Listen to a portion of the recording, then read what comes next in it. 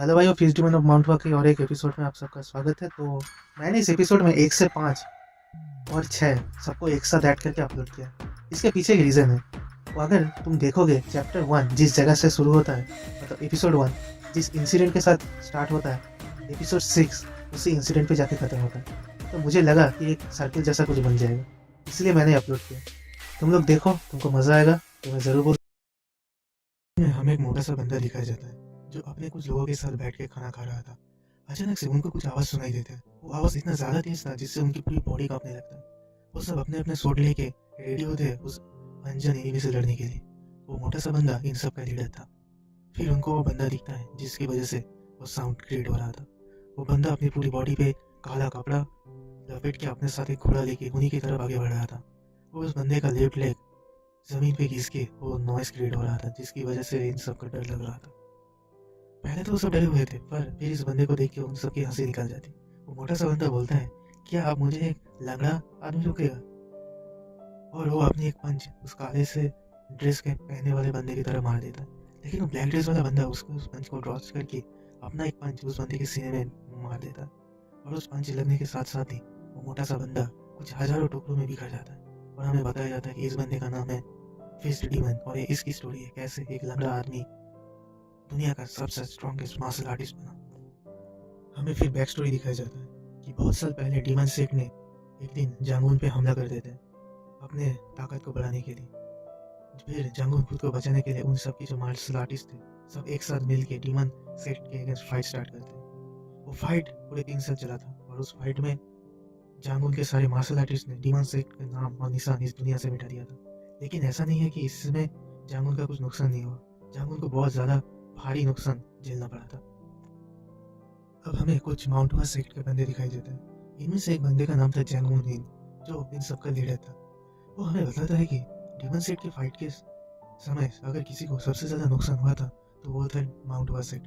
लेकिन उसके बदले में उनको कुछ नहीं मिला, बस बंदे उनके ऊपर हंसते हैं उनके पावरलेस होने को लेकर। मगर एक दिन माउंट हुआ सेट इतना ज़्यादा स्ट्रॉन्ग बनेगा कि पूरी दुनिया उनके सामने अपना सर झुकाएगा। एक बात सोचने के साथ साथ ही गुस्से में उसकी पूरी बॉडी कांपने लगता है। उसकी ये हालत देख के दूसरा बंदा माउंट वासेट का यूनसो वो सोचने में पड़ जाता है कि फ्यूचर में क्या होगा माउंट सेट का। उसके बाद उन सबको एक जगह पे बहुत सारी डेड बॉडीज मिलता है। उनका एक मेंबर ये बताता है कि ये शायद से उन डाकुओं का काम होगा जो बहुत दिनों से ऐसे ही इंसानों को मारे जा रहा है।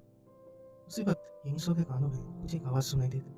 वो इधर उधर ढूंढने की कोशिश करता है कि आवाज़ आ कहाँ से रहा है। फिर उसे एक डेड बॉडी के नीचे से एक बच्चा मिलता है। उसे देख के वो सरप्राइज हो जाता है कि यार, ये बंदा इतने सारे लोगों के बीच में जिंदा कैसे रह गया। उस इंसिडेंट के 5 साल की बाद की कहानी है ये। हमें माउंट हुआ सेट दिखाया जाता है।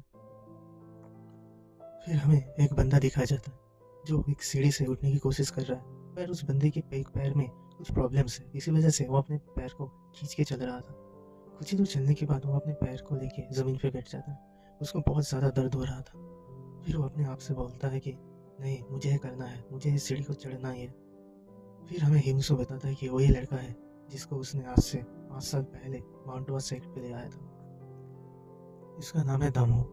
उसी दिन से हर रोज वो इस 100 सीढ़ी को चढ़ के माउंट हुआ सेट में जाता है। फर्स्ट जिस दिन उसने बोला था कि वो माउंट हुआ चढ़ेगा तो सभी उसको देख के हंस रहे थे और बोल रहे थे कि ये शायद से पागल हो गया बंदा। लेकिन दामो ने कभी हार नहीं मानी।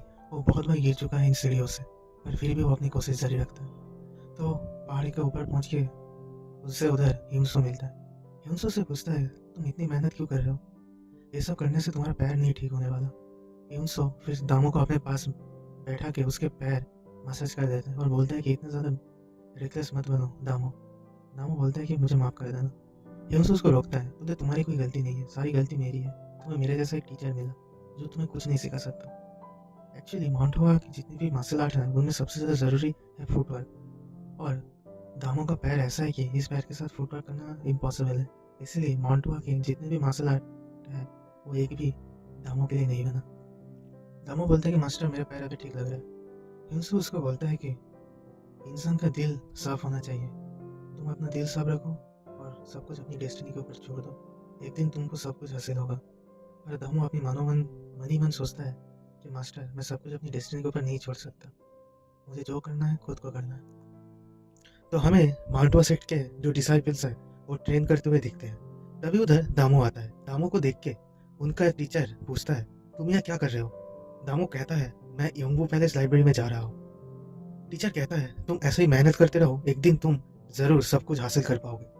दामू कहता है, ठीक है, मैं चलता हूँ। दामू चलते हुए सोच रहा था, माउंटवा कहता जरूर है कि यहाँ सब लोग इक्वल है, पर सिर्फ मुझे पता है कि ये कितनी बड़ी झूठ है। इसके बाद दामू योंगबू पैलेस पहुंच जाता है। उधर के गार्ड्स उसे देख के बिल्कुल भी खुश नहीं होते, लेकिन कुछ कर भी नहीं सकते क्योंकि दामू फास्ट डिसाइपल थे। अब एक फास्ट डिसाइपल क्या होता है वो हम बाद में जानेंगे। लाइब्रेरी के अंदर बुक्स को देखते हुए दामू सोच रहा था, माउंट वा के ग्रैंड टेक्निक्स मेरे लिए नहीं है, इसलिए मैं बहुत सालों से जुकिऊ पोसो प्रैक्टिस कर रहा हूँ। ये बहुत ही बेसिक सा मार्शल आर्ट टेक्निक है, पर कहा जाता है बहुत सालों पहले एक मार्शल आर्टिस्ट सिर्फ इसी टेक्निक से अपने हाथों से पत्थर तोड़ सकता था। दूसरों के लिए शायद ये मार्शल आर्ट बहुत ही मामूली सा होगा, पर मेरे लिए ये सब कुछ है। शाम के वक्त दामो वापस अपने घर जा रहा था, तभी उसे 3 सीनियर स्टूडेंट्स मिलते हैं। इनका नाम था हानसोयू, मू यांग एंड हुन यांग। वो लोग पूछते हैं, दामो कैसे हो और तुम्हारा टीचर कैसा है? दामो जवाब देता है, हम दोनों अच्छे हैं। तभी हुन यांग कहता है, दामो तुम्हारा पैर कैसा है? दामो कहता है, हाँ मेरा पहला जैसे था वैसे ही है। वो बंदा गुस्से से कहता है, तुम्हें अपने मास्टर के जैसे सिर्फ पढ़ाई लिखाई में रहना चाहिए था। तुम्हारे सामने एक आसान सा रास्ता था, पर तुम्हें तो मुश्किल से रास्ता ही चुनना था और तुम्हें सिर्फ मार्शल आर्ट ही करना था। दामो उससे पूछता है, अगर मेरा मास्टर का रास्ता इतना ही आसान है तो सीनियर ब्रदर आप खुद मार्शल आर्ट छोड़ के उस रास्ते पे क्यों नहीं चले जाते? ये सुन के उनिया गुस्से से दामो का कॉलर पकड़ के कहता है, मैं बोल रहा हूँ तुम्हारा कुछ नहीं हो सकता। बाकी के 2 लोग उनियन को रोक लेते हैं। हांसू दामो को कहता है, उसकी बात का बुरा मत मानना, उसको सिर्फ तुम्हारा फिक्र है। हाँ, अगर तुमको कभी मार्शल आर्ट में कोई मदद चाहिए तो मेरे पास जरूर आ सकता है। दामो अपने सर झुका के कहता है, धन्यवाद, मैं अभी चलता हूँ। उनियान कहता है, तुम लोग हमेशा मुझे रोक देते हो, पर तुम्हें भी पता है और मुझे भी पता है इस पैर के साथ कोई भी बंदा कभी भी मार्शल आर्ट नहीं सीख सकता, पर तुम लोग उसे बताते ही नहीं। दामो के कानों में ये सारी बातें पहुंच रहा था, पर वो कुछ नहीं कर सकता था। यूनसो उसका टीचर दूर से पूरी इंसिडेंट देख रहा था और सोच रहा था, दामो मैं भी तुम्हें मेरी तरह एक स्कॉलर बनाना चाहता था, पर लगता है अभी मुझे उस प्लान को त्यागना पड़ेगा। अगले दिन सुबह के वक्त हमें ह्यूनसो और दामो को ब्रेकफास्ट करते हुए देखते हैं। ह्यूनसो बोल रहा था, तुम्हारी वजह से मुझे इतना अच्छा खाना मिल रहा है। दामो कहता है, नहीं मास्टर, आप मेरे लिए सब कुछ हो, ये तो मेरा फर्ज है। अगर 5 साल पहले आप मुझे नहीं बचाते तो शायद से पता नहीं आज मेरे साथ क्या होता। ह्यूनसो दामो को पूछता है, तुम्हें मार्शल आर्ट सीखना है? दामो कहता है, हाँ मास्टर। ह्यूनसो कहता है, तुम्हें पता तो है कि मेरा मास्टर चियोंग योंग माउंट वा का सबसे स्ट्रॉन्गेस्ट मार्शल आर्टिस्ट था। आज माउंट वा जो इस जगह पे भी है उन सब के पीछे वही थे, पर उनके जैसे टैलेंटेड और इतना स्ट्रॉन्ग टीचर का डिसाइपल मैं था, मेरे जैसा एक टैलेंटलेस बंदा। तो मैंने एक दिन मेरे टीचर से पूछा, टीचर माउंट वा सेक्ट में इतने सारे अच्छे मार्शल आर्टिस्ट थे, फिर भी आपने मुझे क्यों चूज किया? उन्होंने कहा था, माउंट वा को स्ट्रॉन्ग मार्शल आर्टिस्ट की नहीं बल्कि ऐसे बंदे चाहिए जिनका दिल मजबूत हो, जो माउंट वा सेक्ट की वैल्यूज और विल को नेक्स्ट जनरेशन तक पहुंचा सके। और उनकी नज़र में मैं ही वो बंदा था, और तब से मैंने मार्शल आर्ट को छोड़ दिया और एक स्कॉलर बनने का सोचा। स्कॉलर को बहुत सारे काम करना पड़ता है, उनमें से एक है कि जितने भी मार्शल आर्ट्स माउंट वा में सिखाया जाता है, स्कॉलर को उन सब मार्शल आर्ट को याद रखना पड़ता है। दामो सरप्राइज हो जाता है, वो पूछता है, सारे मार्शल आर्ट्स? ह्यूनसो कहता है, हाँ सारे, और ये लो। ये बोल के ह्यूनसो अपने बैग से एक मार्शल आर्ट की बुक निकाल के दामो के हाथ में दे के कहता है, ये जो मार्शल आर्ट बुक मैंने दिया है इसका नाम है द हेवनली कल्टीवेशन टेक्निक। इस कल्टीवेशन टेक्निक को माउंट वा के एकदम पहले से सिखाया जाता है। ये तुम्हारे पैर के साथ थोड़ा सा मुश्किल तो होगा, पर क्या तुम तैयार हो? दामो पूरी कॉन्फिडेंस के साथ कहता है, हाँ मास्टर, मैं कभी भी हार नहीं मानूंगा। मुझे तुम पे पूरा भरोसा है।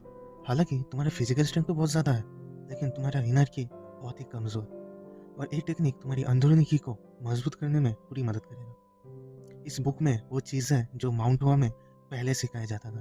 अगर तुम्हें जो चाहिए वो प्रेजेंट माउंट वा पे नहीं है, तो वो चीज़ तुम्हें पुराने माउंट वा पे मिलेगा। इसके बाद सुबह से लेकर रात तक दामो अपने इनर की के ऊपर काम चालू करता है, जो कि उस बुक में बहुत ही आसानी से समझाया गया था, क्योंकि उसे भी पता था उसका इनर की बहुत ही कमज़ोर है। ऐसे ही दामो एक दिन ट्रेनिंग कर रहा था, तभी एक माउंटवा का स्टूडेंट उसे मिलने आता है। उसका नाम था ओल यून। ओल यून दामो को देख के मनी मन सोच रहा था, ये लंगड़ा पैर मेरा सीनियर है, मैं कभी भी नहीं मान सकता। माउंटवा पे सभी तुझे कुत्ता कहते हैं, एक ऐसे कुत्ता जो दौड़ नहीं सकता। दामो से पूछता है, तुम इधर क्यों आए हो? ओल यून अपनी मन की बात मन में ही रख के कहता है, तुम्हें जीनू प्लेस पे बुलाया गया है।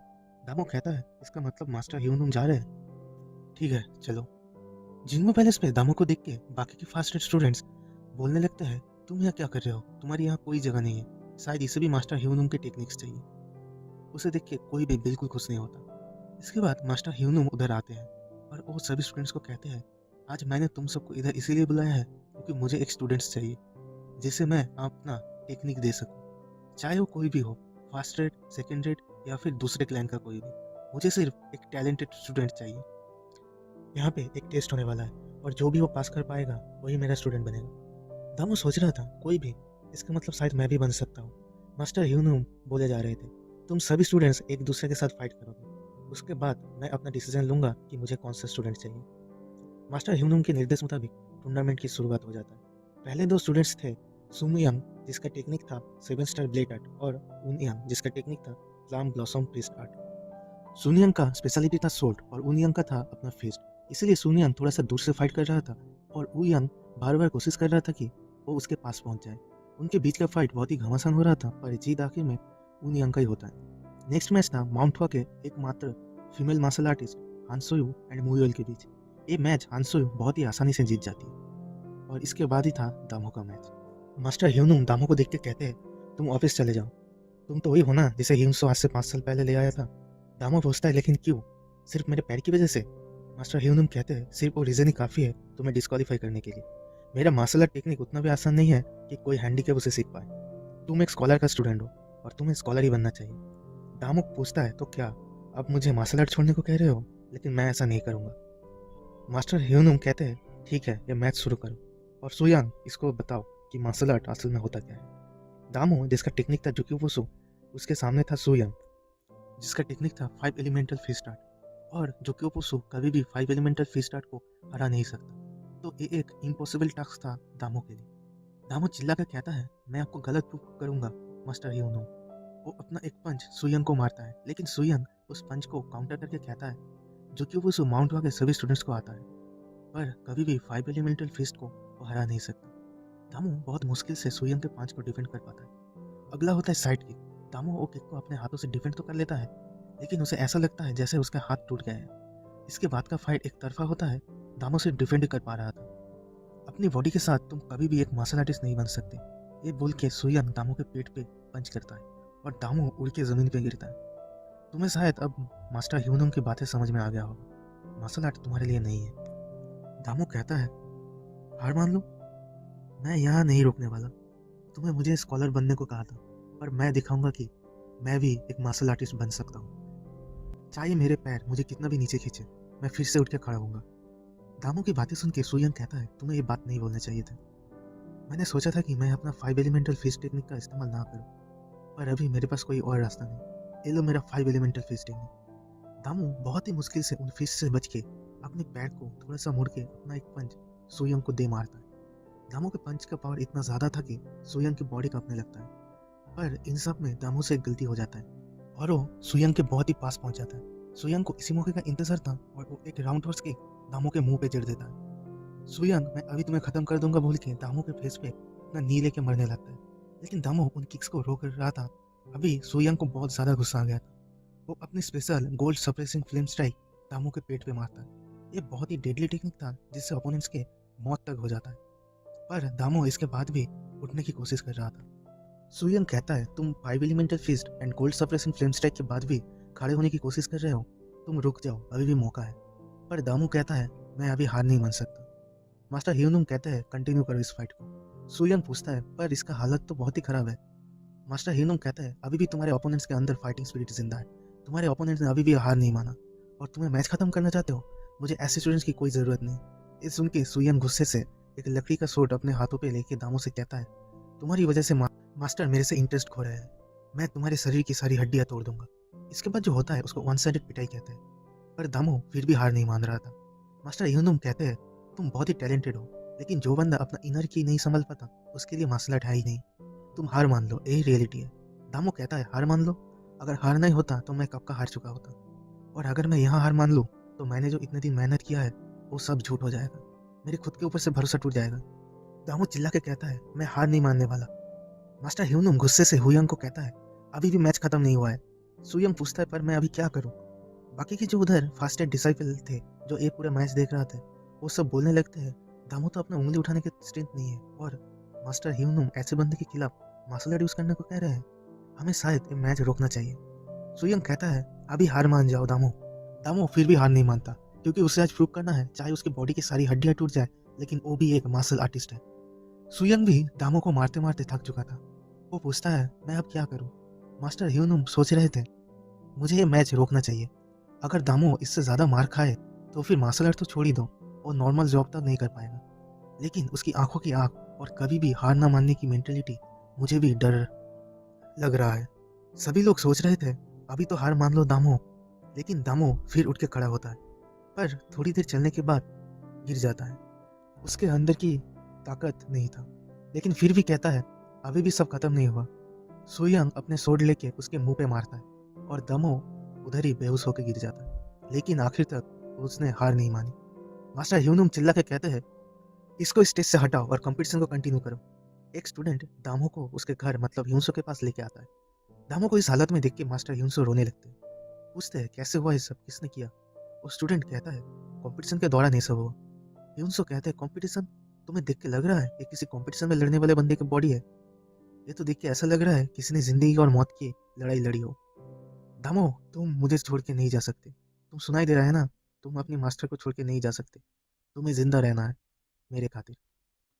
दूसरी तरफ हमें दिखता है कि माउंटवा सेक्ट के जो लीडर मतलब उनके जो चीफ थे उनके साथ बैठ के मास्टर ह्यूनुम बातें कर रहे थे। मास्टर ह्यूनुम बोल रहे थे कि उन्हें कुछ अच्छे स्टूडेंट्स मिले हैं जो जाके फ्यूचर में शायद से माउंटवा का नाम बहुत ही ज्यादा रोशन करे।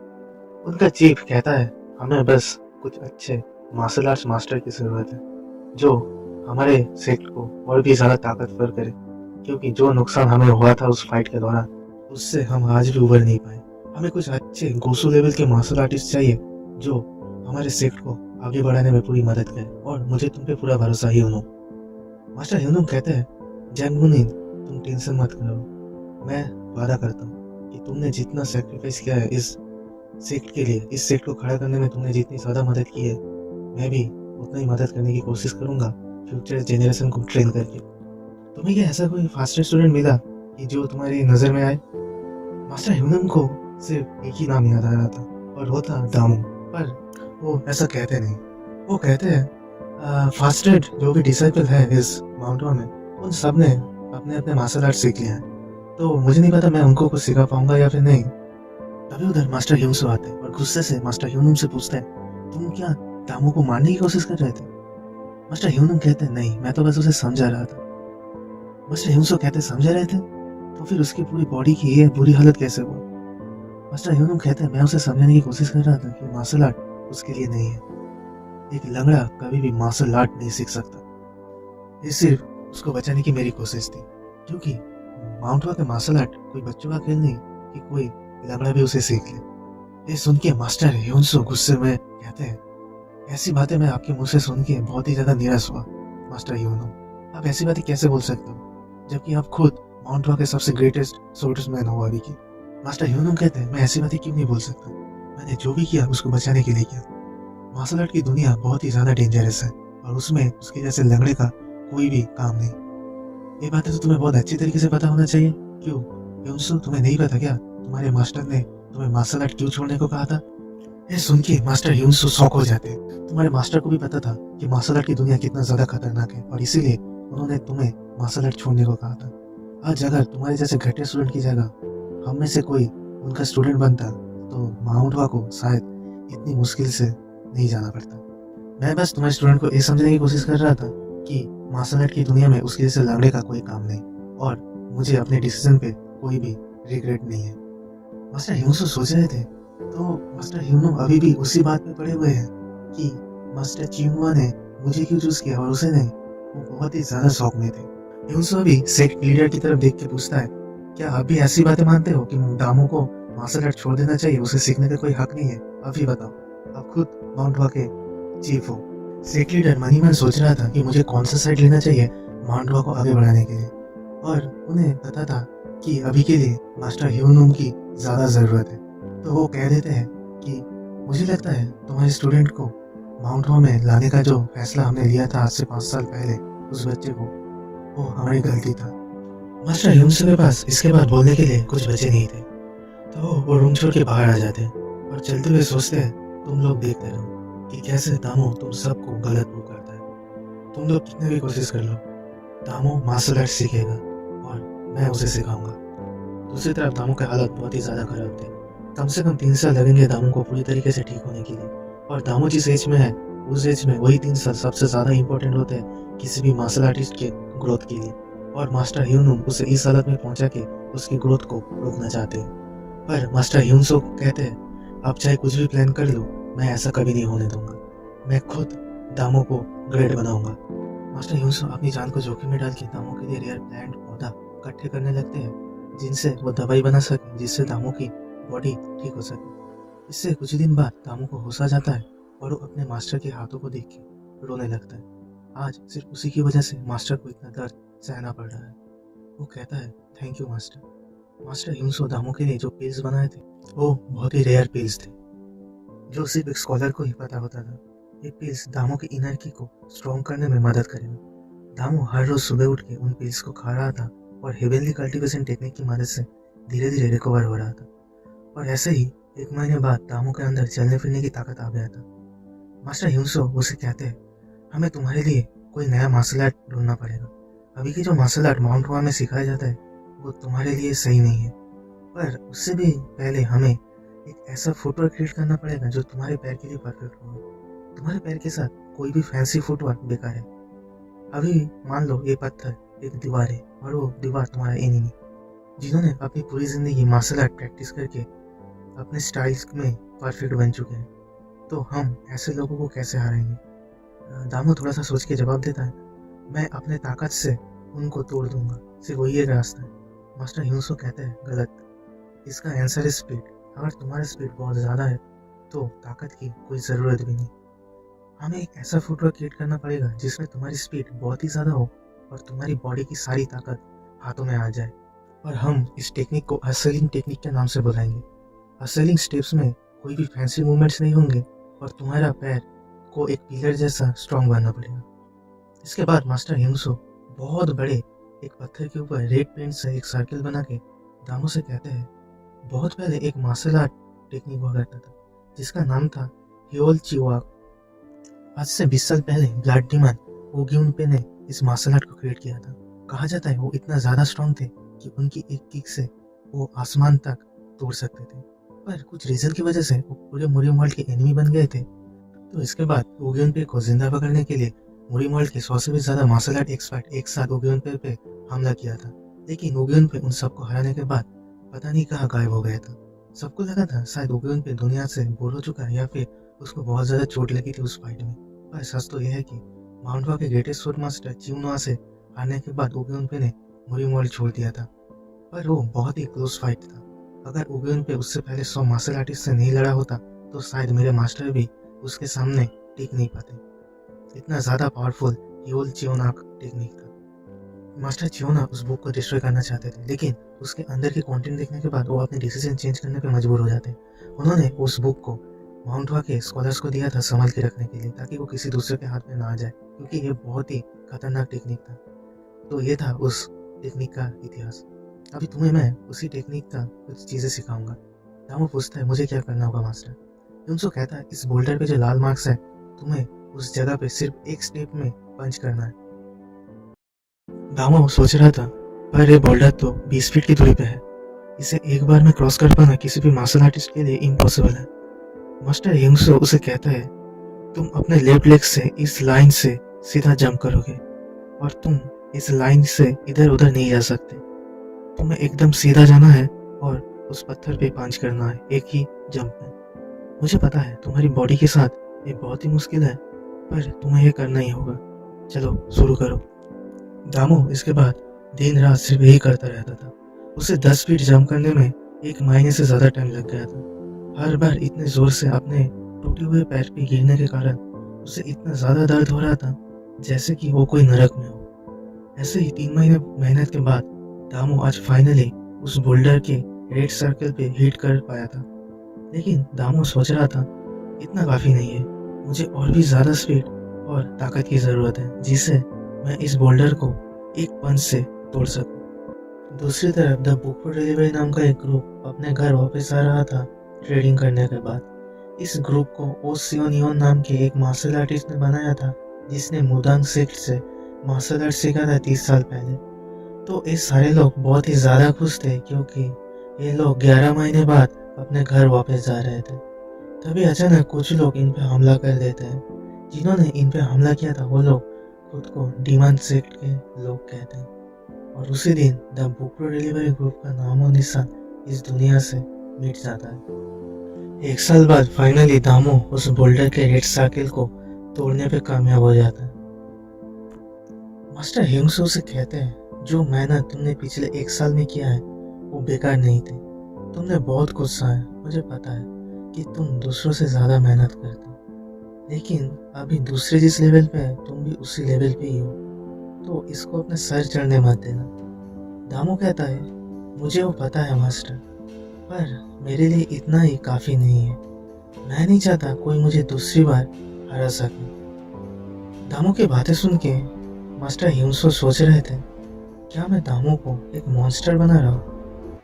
अगले दिन दामो ऐसे ही ट्रेन कर रहा था तभी ओनेउल उधर आता है। वो दामो से कहता है चीफ आपके मास्टर को बुला रहे हैं। दामो गुस्से से पूछता है चीफ ने पिछले 1 साल में एक बार भी बात करने की कोशिश नहीं की और तुम बोल रहे हो चीफ आज मिलने को बुला रहे हैं। मास्टर हिंसो कहते हैं मैं आज भी माउंटवा का पार्ट हूँ तो मैं ऑर्डर को इग्नोर नहीं कर सकता। मैं अभी जा रहा हूँ, तुम थोड़ी देर बाद आ जाना। दामो कहता है ठीक है। थोड़ी देर बाद दामो उधर जाता है। उसे उधर देख के सारे लोग शॉक हो जाता है। वो लोग कहते हैं हम लोगों ने तो सुना था कि ये फिर से कभी चल नहीं पाएगा। तो फिर सुयांग उसे पूछता है तुम कैसे हो। दामो कहता है मैं अभी ठीक हूँ, बस चल फिर पा रहा हूँ। तभी उधर एक लड़की आती है जो मुदांग सेक्ट से आई थी। दामो उसे पूछता है मुदांग सेक्ट क्यों आई है। वो लड़की जिसका नाम था यून सोई वो कहती है मैं वो नहीं बता सकता। दूसरी तरफ मुदांग सेक्ट के साथ माउंटवा के चीफ और हिंसो बातें कर रहे थे। मुदांग सेक्ट कहता है उन्हें कुछ मार्शल आर्टिस्ट की जरूरत है। मास्टर हिंसो पूछते हैं लेकिन क्यों। वो कहता है हमें कुछ डीमन सेक्ट के डिसाइपल मिले हैं। ये सुन के सब डर जाते हैं। चीफ कहते हैं ये तो बहुत ही, अगर ये सच है तो ये हम सबके लिए बहुत ही बड़ा खतरा है। हिंसो कहता है डीमन सेक्ट जिनकी वजह से मुरिम का पॉपुलेशन हाफ हो गया था, पर वो तो 20 साल पहले गायब हो गए थे। क्या डीमन सेक्ट सच में वापस आ गए। मुदांग सेक्ट वाला बंदा कहता है हमें वो चेक करना पड़ेगा। हमारे पास प्रूफ के नाम पर सिर्फ एक पेपर ही है। हमें माउंटवा की मदद चाहिए। जोंगनाम सेक्ट भी अपने डिसाइपल भेज रहे हैं मदद के लिए। हिंसो चीफ से पूछते हैं पर आपने मुझे क्यों बुलाया। चीफ कहते हैं तुम्हारे जैसा नॉलेज बहुत कम लोगों के पास ही है। हम में से तुम ही थे जो डीमन सेक्ट के अटैक को एकदम करीब से देखा था। तुम जो एविडेंस ढूंढ पाओगे दूसरे लोगों के लिए वो पॉसिबल नहीं है। हिंसो कहता है ठीक है मैं जाऊंगा, पर मेरा एक शर्त है। इसके कुछ ही दिनों बाद माउंटवा सेक्ट अपने कुछ डिसाइपल के साथ निकल पड़ते हैं इन्वेस्टिगेट करने के लिए। सबसे पहले वो लोग आके च्योनियोंग पे रुकते हैं जहाँ पे उनकी मुलाकात जोंगनाम सेक्ट के लोगों के साथ होता है जो इनकी मदद करेगा इन्वेस्टिगेशन में। दामो उधर ही खड़े होकर एक पहाड़ को देख रहा था। वो पहाड़ दामो का होम टाउन था।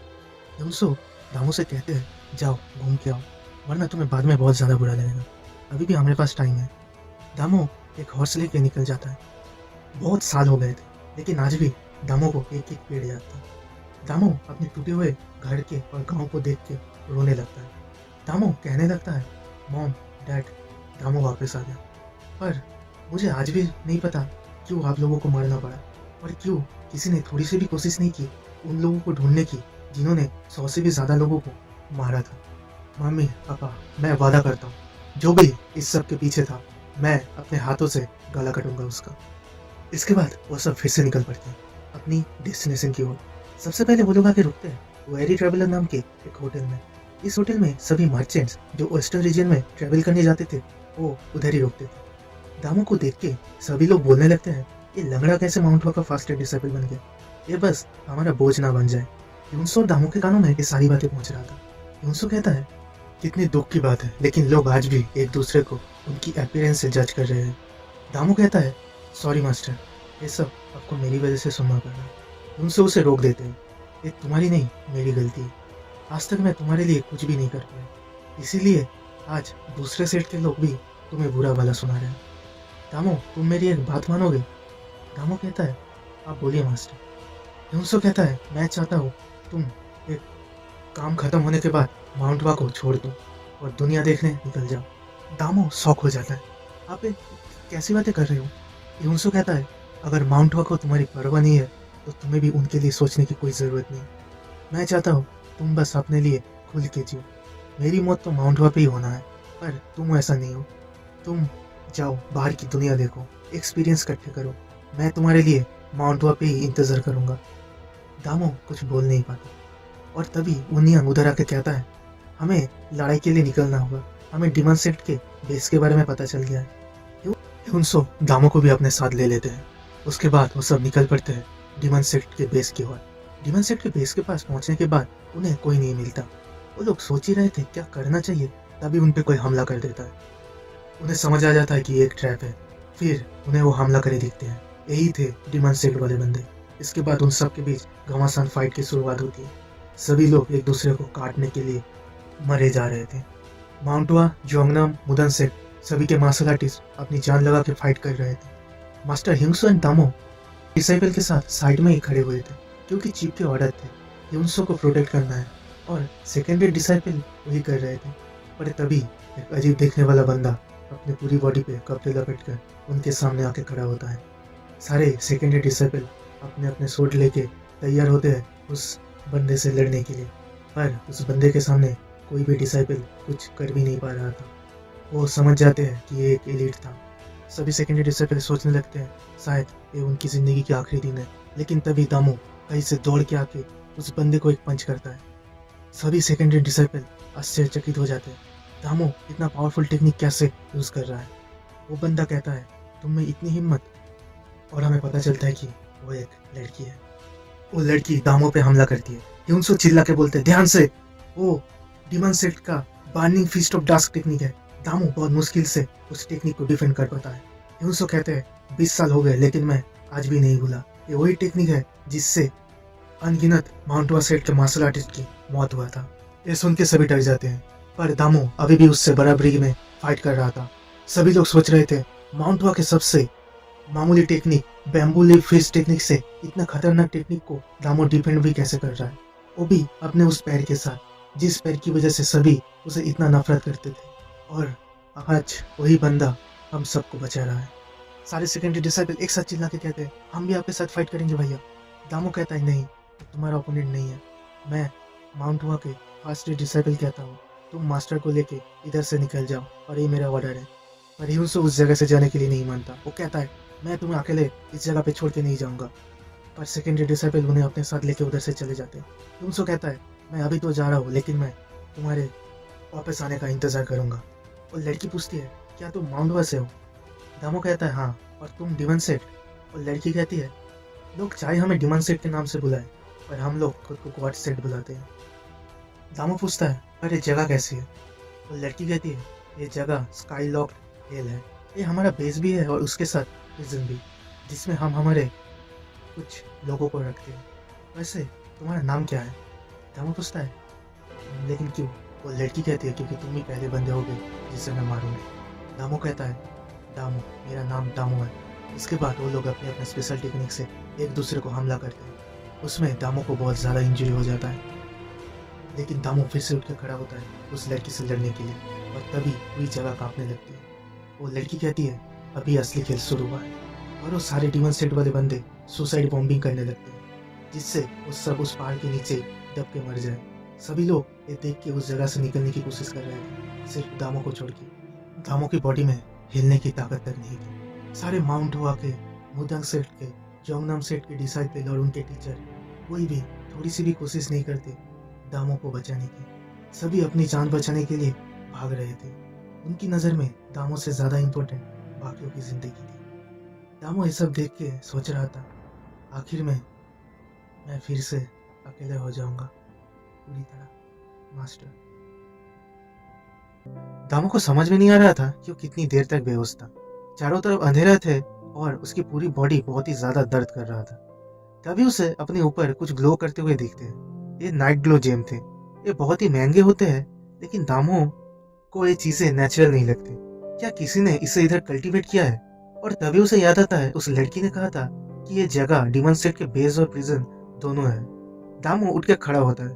उसे समझ में आ गया था कि इस जगह से निकल पाना बहुत ही मुश्किल होने वाला है, क्योंकि इस जगह पे हवा या फिर लाइट कुछ भी नहीं आ रहा था। दामो के मुंह से सिर्फ एक ही शब्द निकलते हैं, मुझे सरवाइव करना होगा। पानी एंड खाना सबसे इम्पोर्टेंट चीज होते हैं जब आप कुछ ऐसी जगह पे फंस जाओ। तो दामो इस जगह पे वही ढूंढने लगता है। क्योंकि ये डीमन स्टेट का बेस था, तो दामो को लगता है शायद इधर फूड या फिर पानी कुछ तो होना चाहिए। वो अंडरग्राउंड प्लेस एक्सपेक्टेशन से ज्यादा बड़े थे। दामो को सबसे पहले एक ट्रेनिंग हॉल मिलता है। थोड़ी दूर और चलने के बाद उसे एक जगह पे बहुत सारे बॉक्सेस मिलते हैं। उन बॉक्सेस के अंदर से उसे ग्रेन बॉल्स मिलते हैं। ये एक तरह के फूड थे जो कल्टीवेटर्स ट्रेन करने के टाइम खाया करते थे। दामो को अभी फूड मिल चुका था। दामो को अपनी मास्टर की एक बात याद आता है, अगर तुम्हारा दिल मजबूत हो तो तुम्हें दुनिया की कोई भी चीज रोक नहीं पाएगा। कितने साल गुजर गए थे दामो को खुद को नहीं पता। दामो के हिसाब से 5 साल थे, लेकिन एक्चुअली में ये 12 साल के लगभग थे, क्योंकि उसकी बॉडी की ग्रोथ रुक चुके थे। पर उससे भी बड़ी बात, इतने टाइम बाद भी वो उधर ही फंसा हुआ था। इतने टाइम हो गए थे, लेकिन वो एंट्रेंस आज भी पत्थर से बंद थे। दामो हर रोज उस जगह पे मार्शल आर्ट प्रैक्टिस करता था। डीमन सेक्ट उस जगह से सब कुछ ले गए थे, लेकिन कुछ बेसिक मार्शल आर्ट बुक्स छोड़ गए थे। दामो हर रोज उन बुक्स को पढ़ता था और प्रैक्टिस करता था। ये बहुत ही बेसिक मार्शल आर्ट्स थे, लेकिन दामो के पास करने के लिए कुछ और था भी नहीं। ऐसे ही एक दिन दीवार से ठंड हवाएं उसकी बॉडी को छूते ही वो उस दीवार को तोड़ देता है, और उस दीवार के पीछे उसे एक नई जगह मिलती है, जिधर एक पॉन्ड जैसा कुछ दिखता है जिसमें पानी थे। दामो को ये जगह उसके खाना जो उस बॉक्सेस से मिले थे वो खत्म होने के बाद ढूंढने से मिला था। वो ग्रेन बॉल्स खत्म होने के बाद भूख से पागल होने लगा था दामो। वो मॉसेस खाने लगा था अपनी भूख मिटाने के लिए। वो इतना ज्यादा भूखा था कि उसे ऐसा लग रहा था शायद उसे अपना हाथ खा लेना चाहिए। और आखिर में उसे ये जगह मिला था अपनी खून पसीना दोनों बहा के। उस पॉन्ड के अंदर कुछ अजीब दिखने वाले फिश थे। वो फिश इतने ज्यादा ट्रांसपेरेंट थे कि उनके अंदर की बोन्स तक दिख रहे थे। लेकिन दामो को इन सब से फर्क नहीं पड़ता कि ये कौन सी फिश है, तो दामो पागलों की तरह उन फिशेस को कच्चा ही खाने लगता है। इस बंद जगह पे भी दामो के मार्शल आर्ट बहुत ही तेजी से बढ़ रहे थे। हमें फिर एक बहुत बड़ा टूटा फूटा बोल्डर दिखता है। पहले बोल्डर एकदम सही था, आईने के जैसे, लेकिन अभी इसके हालत ऐसा है। तो फिर हमें उसके पीछे का रीजन पता चलता है कि दामो हर रोज उस बोल्डर के ऊपर अपने उस टूटे हुए पैर से किक करता है, जिसकी वजह से उस बोल्डर की यह हालत हो चुकी है। दामो बार बार पंचेस एंड किक्स करता था उस पत्थर के ऊपर। दामो को उस बोल्डर को एक पंच में तोड़ना था। एक बहुत ही अजीब सी बात थी, लेकिन हेवेनली कल्टीवेशन टेक्निक के साथ डीमन सेक्ट के टेक्निक बहुत ही आसानी से मिल गए थे। दामो उस हेवेनली कल्टीवेशन टेक्निक को उस केव के अंदर एक ऐसे खतरनाक लेवल पे ले गया था जिसे देखकर शायद खुद ह्यूनसो भी डर जाए। दामो को नहीं पता था और कितने पंचेस की जरूरत है जिसे वो उस पत्थर को तोड़ पाए, लेकिन वो कभी भी नहीं रुकने वाला। दूसरी तरफ हमें the house of flying silver नाम का एक मर्चेंट ग्रुप दिखते जो अपने घर वापस जा रहे थे। इनमें से एक गाड़ी पे एक बंदा बैठा था। इसका नाम था जिन्बो। जिन्बो के पापा उससे पूछते हैं, तुम्हें मजा आ रहा है ना जिन्बो? जिन्बो कहता है, हाँ पापा, मुझे बहुत मजा आ रहा है। उसके पापा सोचते हैं, अगर आज इसकी माँ जिंदा होती तो शायद इतने खतरनाक कामों में इसे मेरे साथ जाना नहीं पड़ता। इसके बाद वो लोग एक जगह पे रुकते हैं कैंप करने के लिए। जिन्बो को खाना बनाने का बहुत शौक था। वो अपने पापा से खाना बनाना सीख रहा था।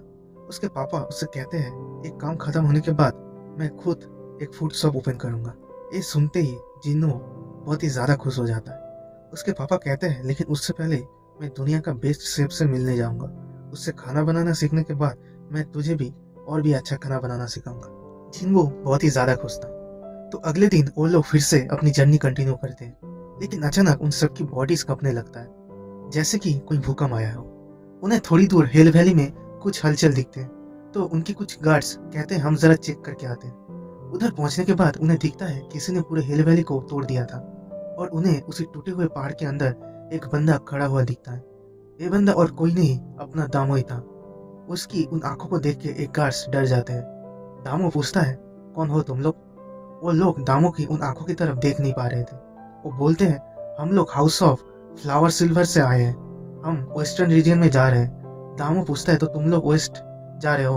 वो बंदा कहता है नहीं, हम लोग जांगुन जा रहे हैं। दामो कहता है वो तो और भी अच्छी बात है। इसके बाद दामो उनके साथ ही जाने का सोचता है। वो लोग मना भी नहीं कर पाते क्योंकि दामो को देख के उनकी फटी पड़ी थी। वो अलग था, उसे थोड़ी सी भी डर नहीं लग रहा था। वो बार बार कोशिश कर रहा था दामो से बात करने की। तो दामो उससे पूछता है तुम्हें डीमन सेट के बारे में कुछ पता है? जिंगो कहता है नहीं। दामो पूछता है तुम्हें पता है क्या वो लोग कितने साल पहले गायब हो गए थे? तभी उसके पापा कहते हैं मुझे जितना पता है 30 साल पहले। दामो इस सुन के शौक हो जाता है। 30 साल, इसके मतलब मैं 12 साल से उस पिंजरे में कैद था। मुझे तो लगा था 5-6 साल, इसके मतलब मैं अभी 30 साल का हूँ। तो मैंने अपने लाइफ के सुनहरे दिन उस पिंजरे में बिता दिया। ये सोचते ही दामो पागलों की तरह हंसने लगता है। उसके हंसी में कुछ तो था जिससे सारे लोग अपने कान पकड़ लेते। घोड़े पागलों की तरह चिल्लाने लगते। सबको ऐसे लगता है जैसे उनकी बॉडी फटने वाला है। सब रिक्वेस्ट करते हैं उसे अपनी हंसी रोकने के लिए। हम पे रहम खाओ मालिक। दामो फाइनली अपनी हंसी रोकता है। फिर वो उस गाड़ी से उतर के अपनी पॉकेट से वो नाइट ग्लो जेम निकाल के the house of flying silver के मालिक से पूछता है तुम इसके बदले मुझे कितने पैसे दे सकते हो? उस नाइट ग्लो जेम को देखते ही उसके आंख चमक उठता है। पहले सोचता है कि इस बंदे को मार के उससे नाइट ग्लो जेम छीन लो, लेकिन फिर उसे याद आता है दामो को मार पाना उनके बस की बात नहीं थी। तो वो बंदा कहता है आपको इसके बदले कम से कम 30,000 गोल्ड मिल सकते हैं। हाँ, अगर आप सही लोग से मिलोगे तो वो आपको 1 लाख गोल्ड तो दे ही देगा। दामो कहता है क्या तुम ये ले सकते हो? वो बंदा कहता है पर मेरे पास तो सिर्फ 10,000 गोल्ड है। दामो कहता है तो मुझे उतना ही दो। ये सुनते ही वो बंदा बहुत ही ज्यादा खुश हो जाता है। उसने सच में? दामो कहता है तुम लोगों की वजह से मैं इतनी आसानी से इतनी दूर आ पाया, तो ये उसी के लिए है। वो बंदा कहता है मैं जब तक पैसे लेके आ रहा हूँ तब तक आप कुछ खा लीजिए। जिन्वो मालिक को खाना बना के दो। जिन्वो बहुत ही खुशी खुशी दामो के लिए खाना बना के देता है। दामो खाने का पहला बाइट लेते ही उसके आंखों में आंसू आ जाते हैं। ये पिछले 12 सालों में पहली बार उसने गरम खाना खाया था। इसके बाद दामो पैसे लेके निकल पड़ता है। जिन्वो बहुत ही ज्यादा दुखी था। पूछता है भैया आप जा रहे हो? दामो कहता है मेरे जाने में ही तुम सबकी भलाई है। जिन्वो के पापा उसे समझाते हैं दामो मुरिम का बंदा है, उसके अकेले रहने में ही भलाई है। ऐसे लोगों के साथ रहने पे क्या होता है वो तो तुझे पता ही है, तेरी माँ भी तो। जिन्वो कुछ बोल नहीं पाता। दामो उधर से निकल के टार्फन नाम के विलेज के एक होटल में आके रुकता है। उधर नहाने के बाद अपने बियर्ड और बाल को थोड़ा सा स्टाइल करने के बाद उस रात के लिए रेस्ट करता है। अगले दिन नया कपड़ा पहन के दामो अपने लिए घोड़ा खरीदने निकल पड़ता है। इतने साल बाद मार्केट आने की वजह से दामो बहुत ज्यादा नर्वस था। दामो हॉर्स मार्केट ढूंढ रहा था और तभी उसे एक हॉर्स दिखता है जो एकदम काला रंग का था। दामो को एक घोड़ा बहुत ज्यादा पसंद आ जाता है। दामो उस हॉर्स को खरीद लेता है और उस घोड़े का नाम ब्लैक स्पिरिट रखता है। दामो उस घोड़े को देख के कहता है लगता है तुम भी मेरी तरह अकेले एक जगह पे फंसे हुए थे। तो दामो उस घोड़े को लेके उस जगह से निकल पड़ता है। थोड़ी दूर जाने के बाद एक जगह पे उसे बहुत सारी डेड बॉडीज दिखते हैं। ये सब हाउस ऑफ फ्लाइंग सिल्वर के लोग थे। इन सब को मारने से पहले बहुत टॉर्चर किया गया था। इनको मारने वाला इनको मारने से पहले मजा कर रहा था। दामो को तभी जिन्वो के पापा मिलते जो अभी भी जिंदा थे। वो रोते हुए दामो से कहते हैं प्लीज जिन्वो को बचा लो, उसे वो डाकू ने अपने साथ ले गए, प्लीज अब उसे बचाओ। अगर वो बच्चा वापस आ जाए तो मैं आपको। वो अपनी बातें खत्म नहीं कर पाता, उससे पहले ही उसकी आंखें बंद हो जाता है। दामो ब्लैक स्पिरिट से कहता है मुझे तुम्हारी मदद चाहिए। अभी हमें वो डाकू दिखाए जाते हैं जिन्होंने हाउस ऑफ फ्लाइंग सिल्वर को मारा था। ये वही थे जिनको हम लोगों ने फर्स्ट चैप्टर में देखा था एपिसोड। तो उस मोटे से बंदे के पास वो नाइट ग्लो जेम था।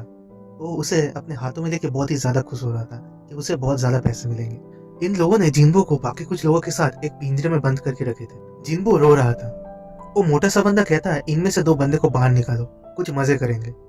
अब वो डाकू 2 लोगों को बाहर निकाल के उनको कहता है तुम दोनों अभी एक दूसरे के साथ लड़ो, जो भी जीतेगा हम उसे छोड़ देंगे। वैसे भी तुम सबको एक स्लेव ट्रेडर को बेचने वाले हैं, तो सोच लो ये मौका है तुम लोगों के लिए।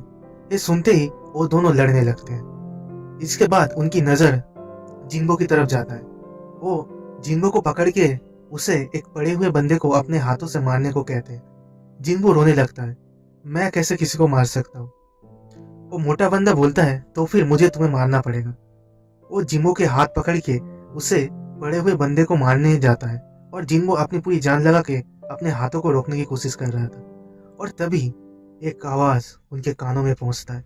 वो आवाज से उनकी पूरी बॉडी कांपने लगता है। वो सब अपने अपने सोड लेके रेडी होते हैं उस अनजान एनिमी से लड़ने के लिए। फिर उन्हें वो बंदा दिखता है जो एक काला कपड़ा पहन के अपने साथ एक घोड़ा लेके उनकी तरफ आ रहा था। उसके एक पैर जमीन पे घिसने के कारण जो साउंड क्रिएट हो रहा था, उसे सबको ऐसा लग रहा था जैसे उस साउंड से ही उन सब की बॉडी फटने वाला है।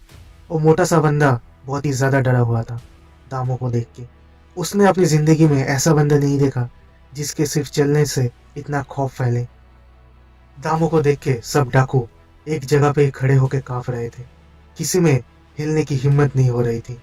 दामो उस मोटे से बंदे के सामने खड़ा होकर जिन्बो से कहता है, जिन्बो इधर आओ। वो मोटा सा बंदा एक स्वॉर्ड जिन्बो के गले में रख के कहता है, एक स्टेप और मैं इसे मार दूंगा। पर दामो अचानक एक सेकंड में उस बंदे के पास पहुंच जाता है और उसके छाती पे एक पंच करता है। सब डाकू अपने मालिक के उस बॉडी को देख के डर जाते हैं। दामो ने एक पंच में उतने बड़े शरीर को मसल दिया था। जिन्बो अभी भी शौक में था। उसे समझ में नहीं आ रहा था कि क्या हो गया अभी एक सेकंड के अंदर। दामो उसकी आंखें बंद कर लेता है, कहता है, पीछे देखना मत। बाकी के डाकू गुस्से से दामो की तरफ दौड़ के आते हैं उसे मारने के लिए, लेकिन दामो के एक एक पंच में सब खत्म हो रहे थे। कोई भी बंदा उसके पंच के सामने खड़ा भी नहीं हो पा रहा था। डर के मारे कुछ बंदे दामो के पैर पड़ जाते हैं। हमें माफ कर दो, दामो कहता है। माफी मुझसे नहीं, जिन्बो से मांगो। वो बंदे जिन्बो के सामने अपने हाथ जोड़ के कहते हैं, हमें माफ कर दो, हमसे गलती हो गया था। पर जिन्बो को उसके पापा के मौत के दृश्य याद आते हैं। इधर ये बंदे रोने लगे थे, प्लीज हमें माफ कर दो, हमसे गलती हो गई, अब जो बोलोगे हम वही करेंगे। लेकिन जिन्बो उन्हें माफ कर नहीं पाता। दामो उस बंदे के कॉलर पकड़ के कहता है, तुमने उनको माफ किया था जब वो लोग तुम्हारे सामने ऐसे गिड़गिड़ाए थे। वो बंदा अभी गुस्सा हो गया था। वो कहता है, मुझे मार दो, लेकिन तुम भी नहीं बच पाओगे, तुम्हें नहीं पता हमारे पीछे कौन है, वो लोग तुम्हें नहीं छोड़ेंगे। दामो कहता है, मुझे उसका इंतजार रहेगा, आने दो बहन के। दामो फिर से सबको मारने लगता है। आखिर में एक भी डाकू बच नहीं पाते। चारों तरफ सिर्फ लाश ही लाश थे। दामो को ऐसे देख के उन प्रिजनर के मुंह से सिर्फ एक ही शब्द निकलते हैं, डेविल। दामो जिन्बो को समझा रहा था, रो मत, सब कुछ ठीक है और अब से तुम मेरे साथ ही रहोगे। जिन्बो सुन के थोड़ा सा खुश हो जाता। बाकी के लोग सब दामो को थैंक्स बोल रहे थे उन्हें बचाने के लिए। वो लोग बोल रहे थे अगर दामो को कुछ चाहिए तो। दामो कहता है, मुझे बस एक घोड़ा दो। रात में एक नदी के पास बैठ के जिन्बो दामो के लिए खाना बना रहा था। दामो को खाना खा के कहता है, अरे बहुत ही अच्छा बना है, वैसे तुम्हें ये कहाँ से मिला ये पॉट? जिन्बो कहता है, ये मेरे पापा के आखिरी निशानी थे, मैं इन्हें कैसे भूल सकता। जिन्बो फिर अपने घुटनों पे बैठ के कहता है, भैया अब मुझे डोनियन ले जा सकते हो? दामो पूछता है, डोनियन? लेकिन क्यों? जिन्बो कहता है, ये मेरे पापा के आखिरी ख्वाहिश था। दामो कहता है, ठीक है हम चलेंगे, अभी जल्दी सो जाओ। रोते हुए कहता है, थैंक यू भैया। रात में सोते हुए जिन्बो रो रहा था और सोच रहा था, पापा मैं दुनिया का नंबर 1 शेफ बन के दिखाऊंगा।